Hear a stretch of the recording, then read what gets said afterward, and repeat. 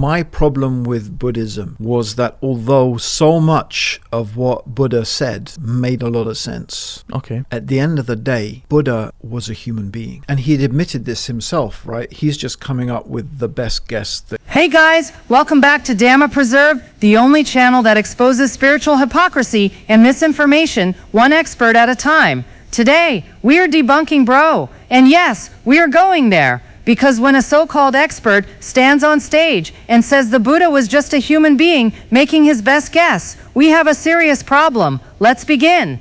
At the end of the day, it was still, well, how do you know? How do you really know, right? How can you be sure?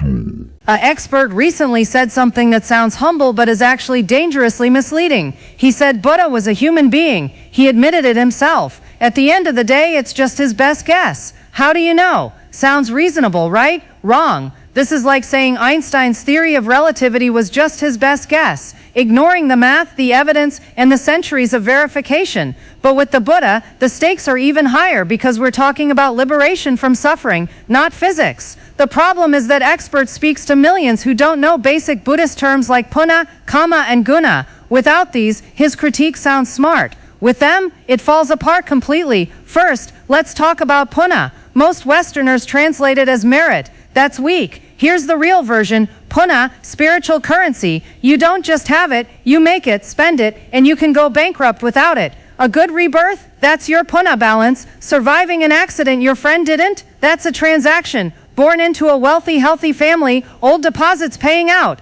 And this is exactly why Western Buddhism often produces people who meditate for years with no breakthrough, feel no protection, no luck shifting, no life changing, conclude that Buddhism didn't work for them, it didn't fail them, they were running the system without fuel. No Punna means no protection, no luck, no alignment of the right teacher at the right moment, no karmic foundation for the practice to land on. The guy never mentions this, because if he did, his just a human argument would collapse. The Buddha didn't wake up by accident. He spent 4 incalculable eons, Asankheyyas, and 100,000 world cycles, Kappas, building his Punna and Paramis, perfections. That's not a guess. That's a deposit slip. Second, Kamma means intentional action, cause and effect, not destiny, not punishment. Every time you act with greed, hatred, or delusion, you plant a seed. Every time you act with generosity, kindness, or clarity, you plant a different seed. The Buddha didn't guess this. He saw it directly under the Bodhi tree. How do you know? Question only works if you ignore 2,600 years of monks and lay people verifying the same results.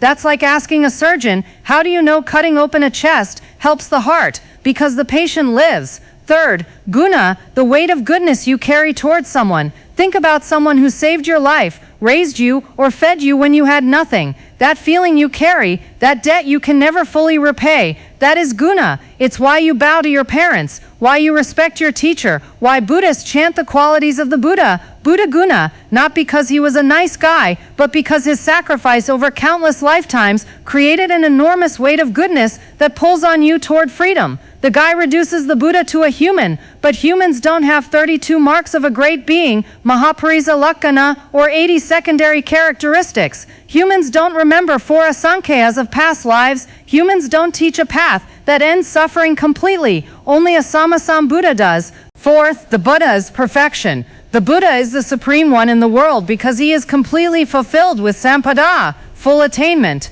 That is why he is called Sammasambuddha, the fully self-awakened one. He is called Atulanga, incomparable one. No person equals him because his excellence is supremely magnificent. Sampadā means arriving completely or full attainment. Within Sampadā there are 3. 1. Cause Sampadā. 2. Result Sampadā. 3. Beneficial compassionate Sampadā. The Buddha was completely fulfilled on the full moon day of Vesak, the day of enlightenment. If we divide the Buddha's guna, qualities, altogether there are 3, and he was complete on the full moon day. 1. Cause Sampadā. The Buddha attained the cause that led to his enlightenment as a Buddha. Therefore, the Buddha's enlightenment was not without cause. It was not random. It did not happen by accident. This is not like gods in other religions who are said to be born spontaneously without cause or effect, without belief in Kamma and its results. The cause Sampadā of the Buddha exists within the great qualities of the Buddha,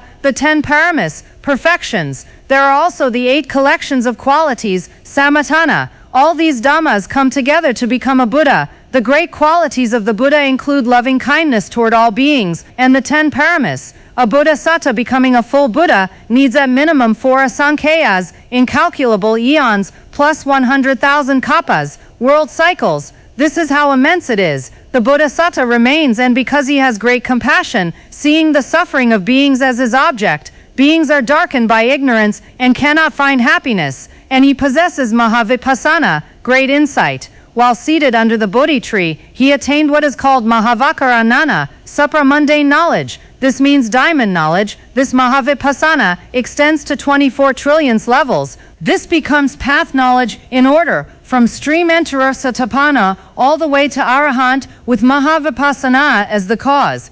It is not that the Buddha realized path knowledge without any cause when he became enlightened as a Buddha. What Sampadā is that? It is result, Sampadā.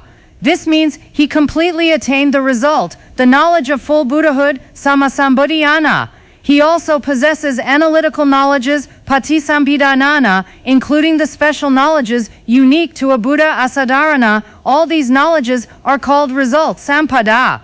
All these results arise because of cause, Sampadā. This result, Sampadā, has 4 points to study. 1. Punna Sampadā, complete attainment in abandoning defilements. The cause is the noble path, abandoning them in order from stream enterer to Arahant, not without cause. 2. Nana Sampadā, complete attainment in knowledge, specifically Samasambodhyana, including the analytical knowledges. 3. Anubhava Sampadā, complete attainment in power glory, meaning the quality of morality, sila and psychic powers, iddhi. The Buddha is complete with morality, psychic power and wisdom. No single person, whether human, deva, Brahma, or anything in the world, can equal him. 4. Rupakaya Sampadā, the physical body of the Buddha is perfectly beautiful and flawless. He possesses the 32 marks of a great being, Mahapurisa Lakkhana, and the 80 secondary characteristics.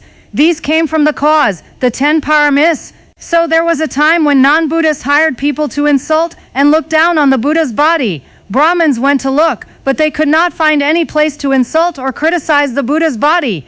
3rd, Satupakara Sampadā, beneficial Sampadā means compassion for beings. The Buddha does not discriminate. It has 2 parts, Bodhisaya Sampadā, complete attainment in equal tolerance and equal compassion for all. He has loving kindness. He has loving kindness and loves all beings equally. Even when Devadatta wanted to kill the Buddha, he still had compassion, loving kindness, and equal love for him. 2. Payoga Sampadā, complete attainment in effort application. The Buddha teaches the Dhamma purely. Whether the Buddha teaches the Dhamma to a king, a deva, or any being at all, he teaches purely. He does not think about material gain or offerings from people who come to respect him. He does not think about honor, offerings, or anything at all from kings, any person, or any being. Now let me connect the dots for you. Guys, just a human line sounds humble, but it's actually a category error. A normal human guesses. A Buddha knows, because he has. 1. Punna, spiritual wealth from countless lifetimes,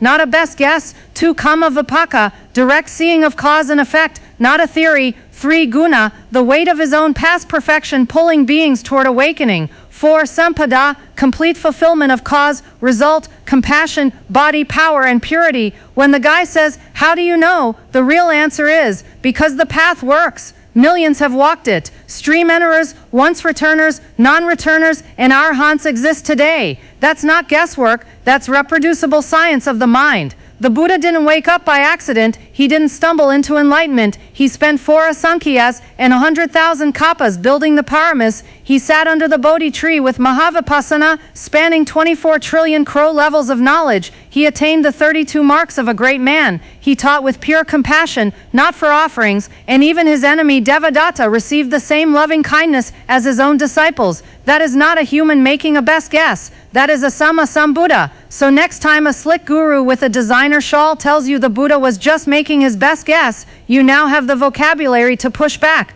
Punna, Kamma, Guna, Sampadā, Asankheyyas, Mahavipassana, Asadharanana, 7 words most experts self-proclaim will never teach you. Why? Because they reveal that enlightenment isn't cheap. It isn't a weekend retreat. It isn't a guess. It's result of eons of intentional action, generosity, wisdom, and compassion. Drop your thoughts below. Let's build a library of exposed misquotes together. And if you're tired of spiritual brands using the Buddha as a mascot for their own ego, smash that like button, subscribe for more no BS breakdowns of Dhamma frauds. I'll see you in the next one. Sabed Dhamma Anatta. Don't let anyone sell you a self they invented.